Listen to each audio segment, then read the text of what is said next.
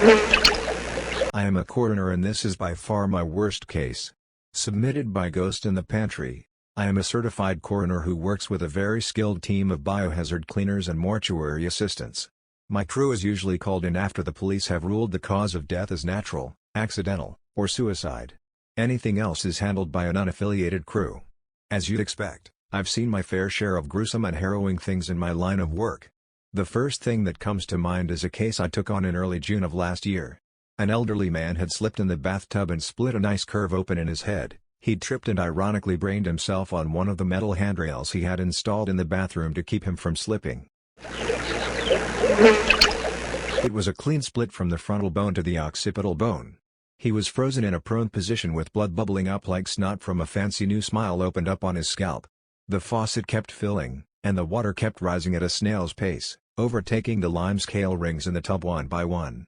He struggled to pull his head above the water's surface for minutes, if only that fresh new ravine in the back of his head could have sucked air down into his lungs.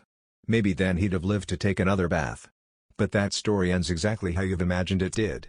With a wrinkled old corpse with skin stained rose black, lying face down in an overflowing tub of blood water. That was the worst case I'd ever seen. Until last week when I took a call from dispatch about an apparent suicide, the police had just finished picking the bones clean on. The report said it was a 24-year-old Caucasian female. She was carrying along just fine in her second trimester when she decided to slit her own throat in the middle of the living room after the father unceremoniously decided to step out of the picture. We arrived in two sleek white vans, one loaded up with cleaning supplies and the other equipped to load corpses in and then them out. The lawn was peppered with strips of police tape and the occasional disposable latex glove. Police are often sloppy at cleanup in my experience. A patrol car across the street that was monitoring the house, waiting for our arrival, gave us a veiled wave and then sped off down the street. The home oozed out ominousness like an unseen gas leak. The front door gave a shrill protest as it eased open. Immediately I felt dread close and around me like a weighted blanket. There she was, lying face up on a lattice blue rug. Her skin was a sickly pallor of muted white interrupted by the sleek black tangle of her hair, and the blotches of carmine blood pooled around her neck and dried in the deep curves of her collarbones. Her belly was horribly distended, bubbled out by rising bloat and the cold fetus inside her womb. The expressiveness waning in the milky crescents of her eyes sent a coarse shiver down my spine. But we had a job to do, and so we got to work. As respectfully as we could, we pulled a black body bag around the rigor mortis wooden framework of her body. Me and my assistant Mike then shifted her onto the gurney and wheeled her out to the van. As we pulled up to the back of the van, from behind our lead biohazard cleaner Kai, came huffing out of the building after us. He was dressed in the usual neon yellow jumpsuit, and I could see the ripe flecks of his islander muscles beneath the plastic. Sweat glistened balmy and dripping from the bow of his massive forehead. "So, you guys are just gonna leave the body back there or what? Where are you two going?" I looked at Kai with skeptical bewilderment. And rolling my eyes, I unzipped the body bag so Kai could see the gruesome contents within. As soon as I opened the bag, the strongly hinted outline of her body dissolved, and the bag settled down flat. "What the fuck, Kai? Is this some sort of sick joke?" I asked impatiently. A look of terror glazed across the murky brown turbulence of his eyes, and instantly I knew it was not a joke. A wave of nausea overtook me and I felt an army of invisible ants prickle up across the skin on my back. The two of us ran back into the building with Mike following close behind us in his hooded jumpsuit. We reached the family room, and there she was laying perfectly posed on the floor, in the exact same position we'd found her in. I nearly vomited that morning's breakfast all over the hardwood next to the rug. "Go get the gurney now," Mike rushed out. Kai stared down the corpse with a wrinkle of unease settled on his brow. I watched him switching his balance from foot to foot with an uneasy, awkward gait. It terrified me to see this stank of a man so offset. A minute later, I heard the gurney's wheels thumping determinedly back up the porch steps.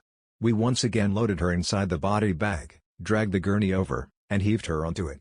This time I cinched her body in with the heavy straps dangling off the side of gurney and I buckled her in. I pulled them so tight I heard the soft tendons and ribs beneath the woman's chest twist and then crack. We wheeled her out towards the van once more. I nodded towards Kai and motioned for him to carefully watch the pool of blood on the rug. We had gotten only as far out as the sidewalk when Kai started screaming. I quickly unzipped the top corner of the bag and the second I had done, so it deflated like a balloon.